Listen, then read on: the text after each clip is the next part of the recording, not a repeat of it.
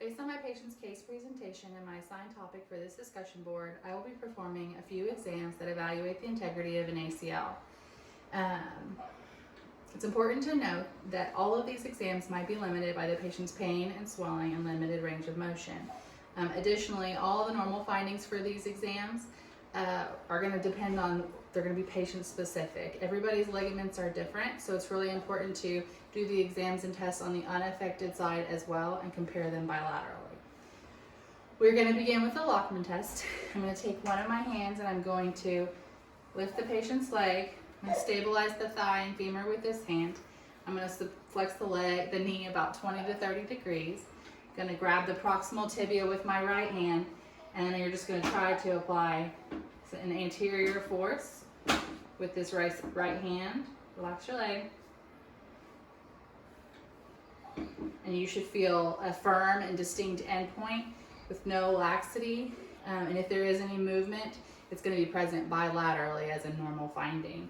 Abnormal finding, again, would cause a greater anterior tibial displacement on this knee when compared to the opposite knee. Next, we're going to be doing the anterior and posterior drawer test. So I'm going to have the patient lift your leg up like this. You want the knee flexed at a 90-degree angle, the foot flat like this.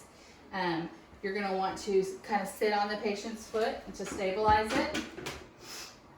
I'm going to grab with both hands. I'm going to grab the proximal tibia with my thumbs sort of right here at the tibial tuberosity, and you're just going to apply an anterior force.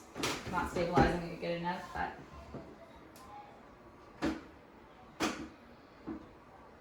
that's the anterior drawer test. And the posterior, you're going to pull posteriorly and pull towards yourself.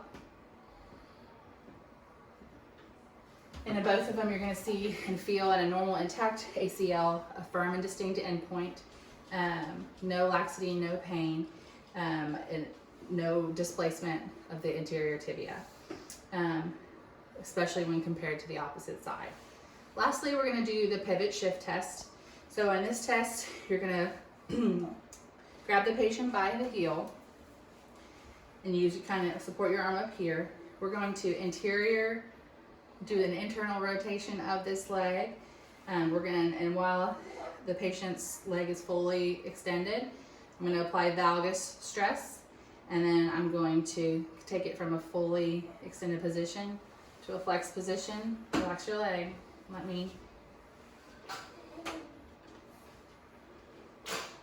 If the ACL is not intact, it's going to kind of recreate what the patient felt when they tore the ACL, like a clicking, or you might hear a popping, displaced sound.